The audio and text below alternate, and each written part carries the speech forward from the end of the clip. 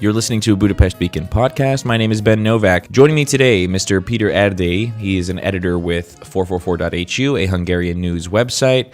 Peter, thank you very much for coming by today. Hello and welcome. You guys published a pretty in-depth story covering something that a lot of international outlets and Hungarian outlets have also touched on, which is this Hungary has become a playground for these international far-right leaders. British far-right politicians James Dowson and Nick Griffin came to Hungary. Their presence in Hungary was widely reported. Last week, it was reported that both men were declared persona non grata by the Ministry of the Interior. I just got off the phone with James Dowson. We've been covering this. So basically in March, there was a George Soros conference organized by a group called Identitas, young far-right radicals. And they invited speakers from all over the world to discuss the harmful ideologies of George Soros. On that event, Nick Griffin, a former leader of the British National Party, was speaking. And we spoke to him after the event. And then he told us that he was planning to move to Hungary. And the reason why he's doing this is because there's already a big right-wing nationalist emigre community living here. For our listeners, I took the liberty of obtaining a recording of this interview, and I'm just going to play this here. Sure. I'm very, very pleased that Hungary is taking a leading role in not just confronting the Soros problem, but generally saying that the sovereign nations of Europe have a right not just to their freedom, but also to long-term survival. And Hungary is actually doing something about it. So there's the broad spectrum from building the wall to encouraging or making it actually state help for young Hungarian families to have large families, and addressing the Soros problem indicates a government which doesn't want to commit national suicide. That's very refreshing for someone coming from the West. Given all this, would you consider coming here and living here? Absolutely, yes, I intend to. You intend to live in Hungary? Yes. What sort of time frame are we looking at? Hopefully the next 6 months. You're moving here? Yes. Okay. And where will you live in Budapest? Or? That depends. I love Budapest. I think it's a fantastic city, but I'm a country boy really, so I'll probably live somewhere out in the sticks, as we would say in England. Well, for example, you've been to Ashotalom? I've been to Ashotalom. Have you been to Matra? I've been to the Matra Mountains. I'm not a fan of great flat countryside. Okay. So the hills around Balaton, Matra, and so on are more attractive to me. But we'll see what fate brings. And you'll continue with your activism, your political activism, even after you move here. Absolutely. Hungary and Budapest are a very good hub. There's already a sort of nationalist emigre community building up here. There's French, there's Italians, there's Swedes. And Brits as well, so it's only a trickle at present. I've no doubt at all that when the trouble really begins with Al-Qaeda and ISIS in Western Europe, that trickle is going to become a flood. And I hope that Hungary, the Hungarian government, and Hungarian people will welcome people who are genuine refugees from Western Europe, but keep out the liberals who have brought Western Europe to this state in the first place. Okay, so that was Nick Griffin. Yeah, you could. When I was talking to him back in March, I was so surprised. I was just asking him. He kept talking about how great Hungary is for 6 minutes, and at the end of it, I was like, "So, are you willing to move here? Are you willing to put your money where your mouth is?" But it completely caught me off guard. You could hear me being totally surprised. He was quite candid with you. He said a number of things. So he said he's going to be moving here. Interestingly, he knew quite a bit about Hungarian geography.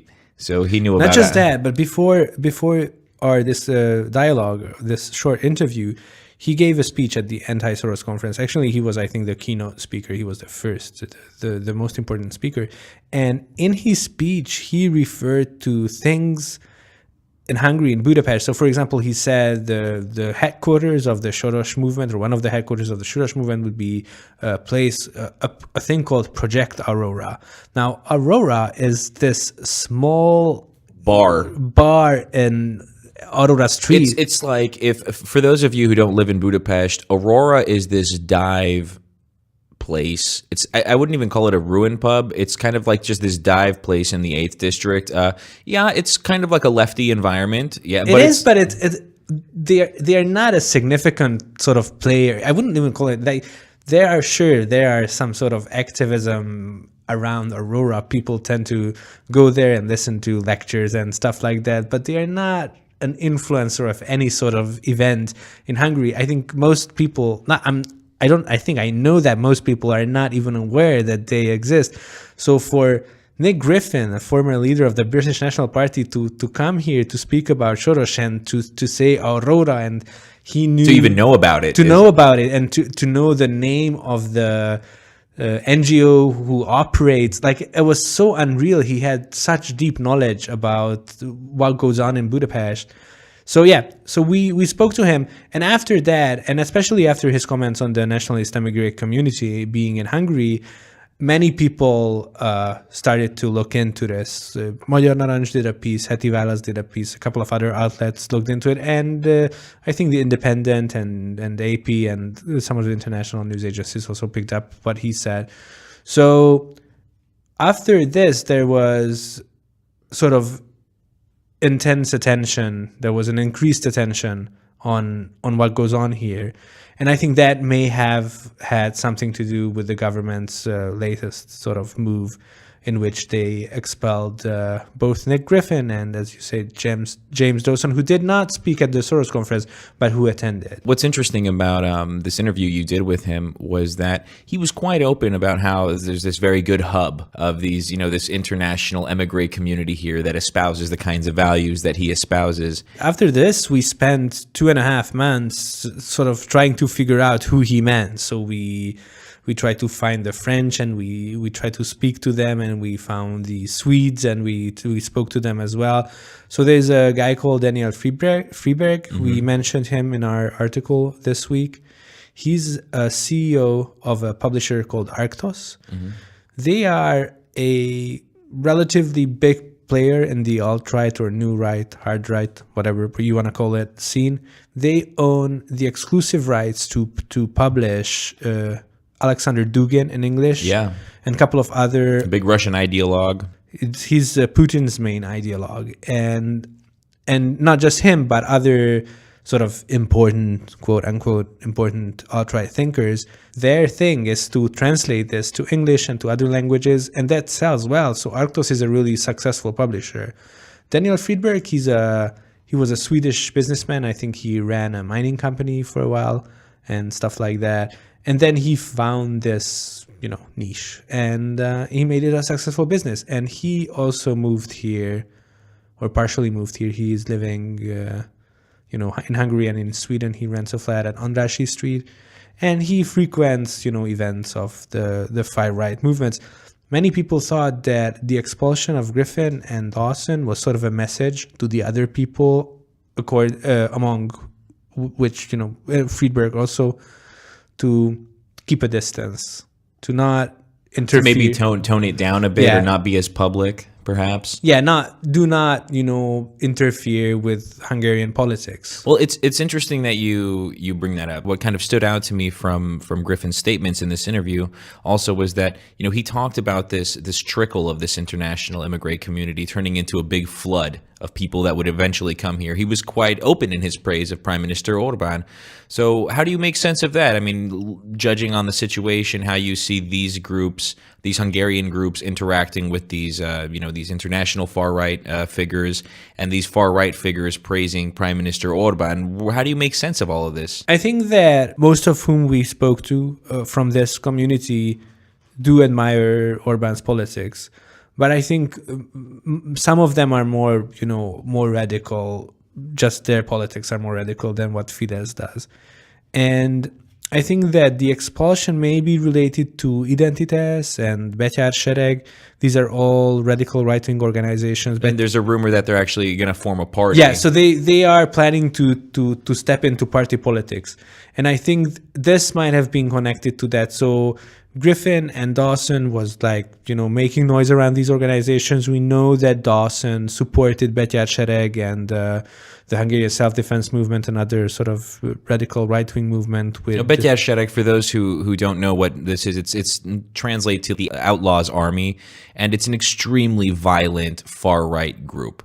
I mean, these guys they're quite known for harassing, minority groups in the countryside. Yes, that's true. They are not. They want to project this image of themselves, power and strength, and they want to be, I think, feared. So if you look at them, I was speaking to Dawson, and he asked me if I found Betyár Sereg sort of fear-inspiring, or like if I fear them, and I was like, listen, I don't know, but they definitely want to project this image. These are these huge, buff, naked guy. Sorry, not naked. Whoa! Which Betyár Sereg have you been looking at? No, that's not this. So these bald, buff guys wearing the black bomber jackets and the boots, and so obviously they want to project some sort of image, and they organize these marches in villages where there are like Roma minority living. And so, yeah, I think that the Hungarian authorities, and I'm just guessing here, we spoke to people from sort of the national security community, and they told us a couple of stuff. But I'm guessing here that, and this is what we heard, that they felt that Griffin and Dawson were getting too sort of like, if they didn't expel them now, maybe six months from now, it would be a lot more difficult to get rid of them.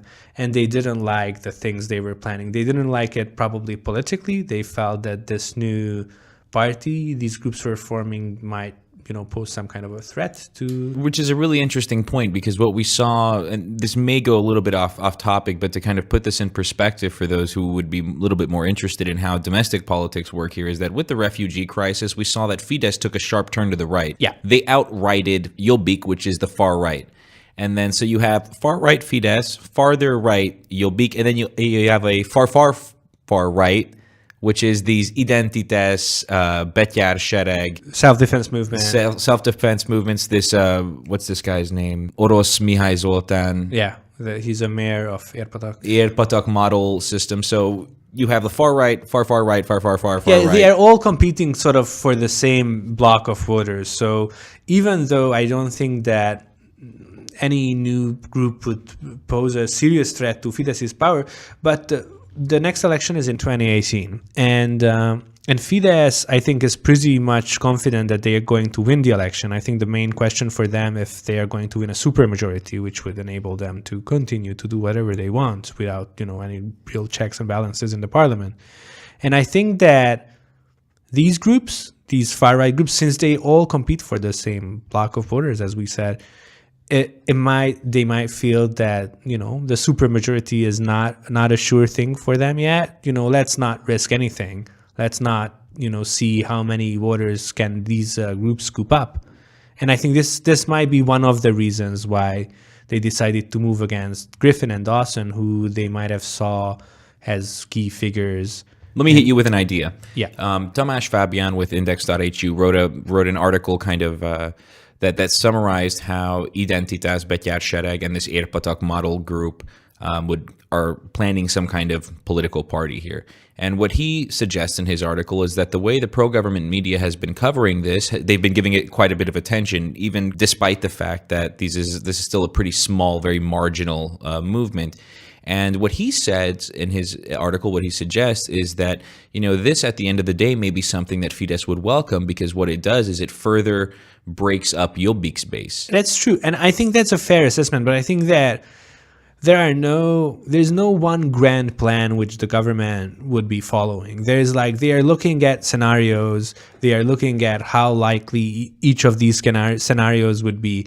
And I think on one hand, it is true that this new group would bite into Jobbik's power base or voting base, and that would be beneficial for the government. But on the other hand, because the government moved so far right in the past few years because of the refugee crisis and because, this is what they wanted to do, that they can't be really sure. So I'm sure that to some extent, this movement could be beneficial for them politically if they grow a bit larger than they are now to hurt Jobbik, but not big enough to hurt Fidesz. So I think it's not an easy thing to decide how big they can let it grow.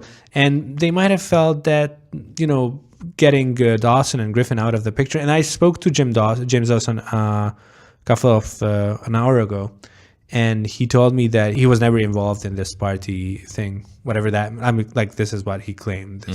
And so I think this. But he knows about it. He knew about it. He worked with these groups, and I think he does not, dispute that at all. He said that he considers these groups, good, Christian, patriotic, right-wing, conservative groups, something that he likes very much. But he said specifically about these plans to form a party, he was not involved with that. But he's fighting this expulsion now, so he's motivated to tell this story. I also see there could be other factors influencing the government's decision to do this. So it may also be an appeal to the West, saying that, hey, we aren't as far right as you think we are. Yeah, exactly. But in reality, what's so strange about it is that you have these, this far right emigre community coming to Hungary, and they seem to be singing Viktor Orbán's praises. I think not just that, but in March at the Stop Soros conference, we listened to the speakers. And to be perfectly honest, the things they spoke about, they said about Soros and liberalism and whatnot, is exactly what the government says. Like if you listen to Viktor or the Prime Minister's annual State of the Country speech, which he gives every end of January, I think, or early February.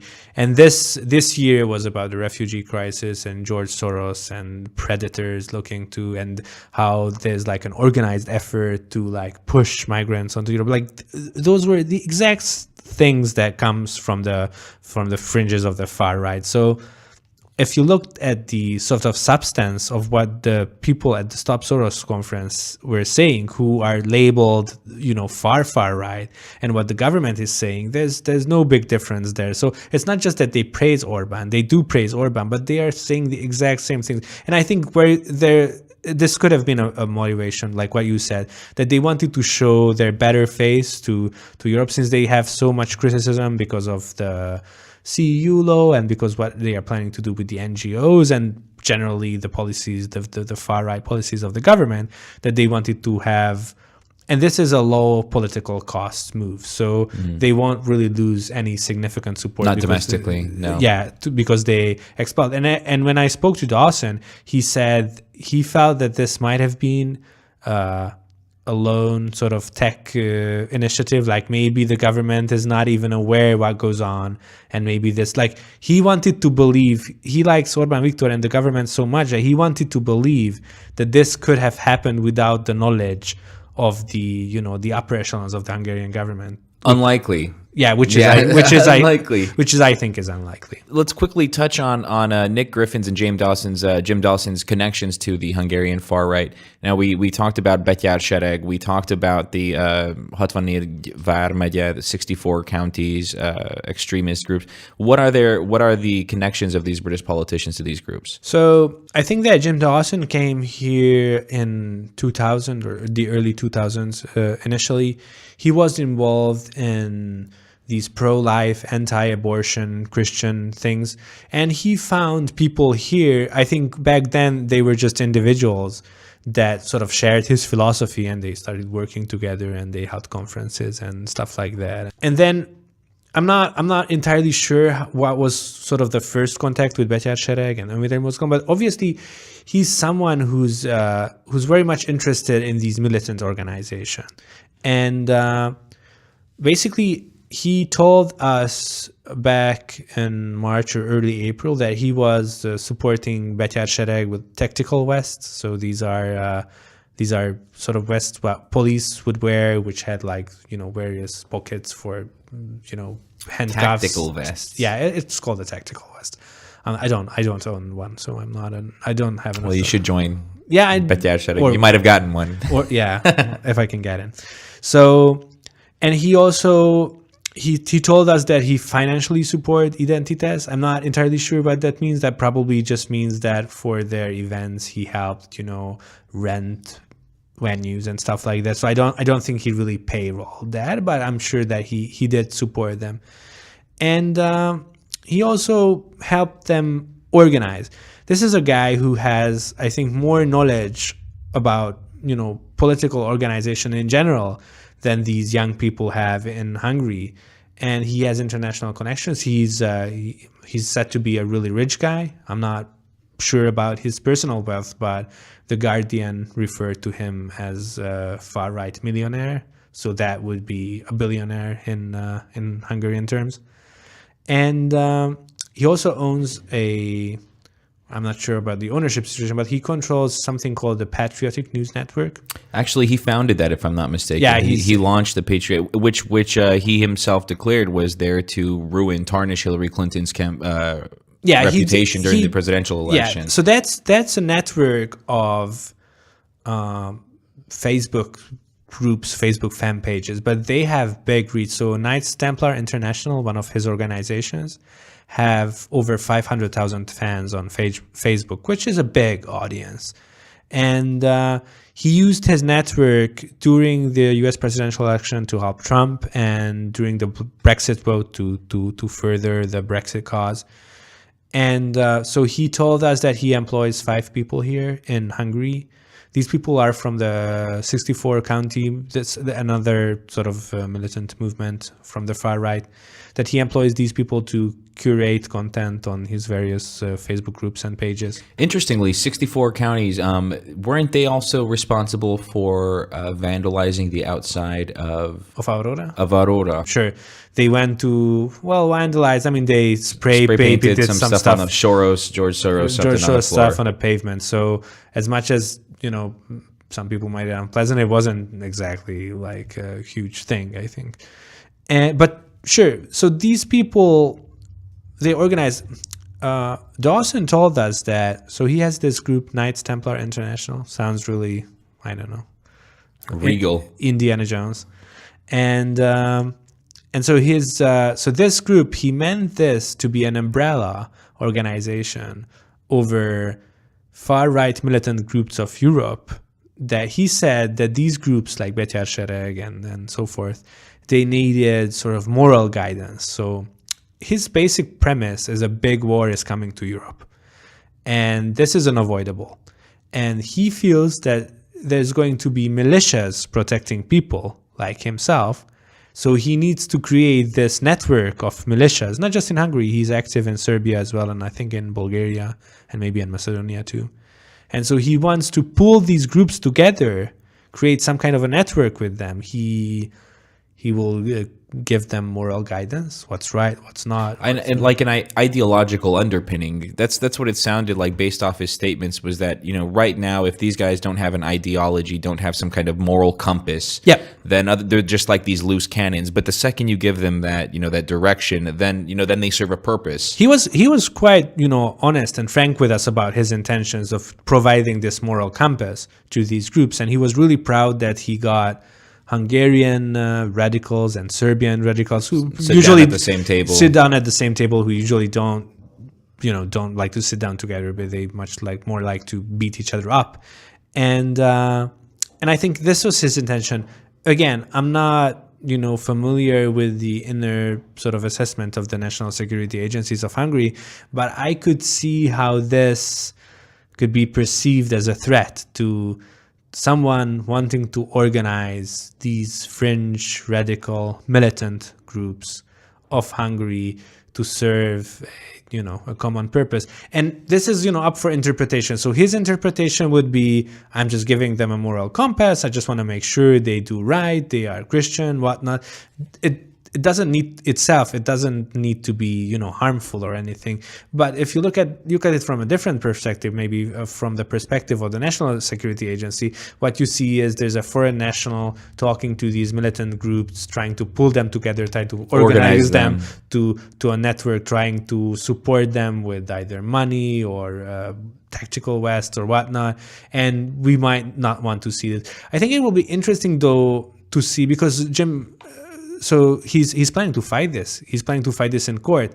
He was telling me that he's willing to go to the European Courts of Human Rights, which is sort of. Yeah, for a Eurosceptic, that makes a lot of sense. Yeah, well, it was, it was interesting to hear that. But I think that as much as I'm not familiar with the legal process, I think that it would be difficult for the government to prove its case. I mean, unless there's something really significant that we are not aware of, which there may be, but why wouldn't the government just release it? I mean, if they had something big against this guy, it would be to serve their political interest, to show that they are not, as far right as, they seem to be. It would make sense for them to release all possible information about this instead of just, silently expelling these people. He told me that this happened 6 weeks ago. And this only broke last week. Yeah, the news just broke last week, so it was all hush hush. They didn't. I think that this might have been something that they told their allies, quote unquote, and in the EU, maybe they told the Brits, but they didn't necessarily wanted to make a big thing out of it.